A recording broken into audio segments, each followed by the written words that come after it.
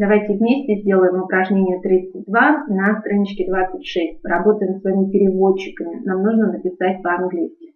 На самом деле задание очень простое. Как сказать по-английски, что Боб не умеет? Да? Нам нужно сказать, что он не умеет плавать, потому что это слово у нас с вами дано.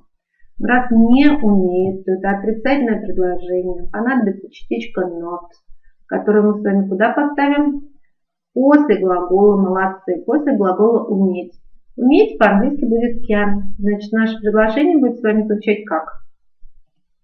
Bob cannot swim. Всего лишь навсего. Не забудьте, что cannot пишется в одно слово. Частичка not здесь прилипла насовсем. Давайте посмотрим еще один пример.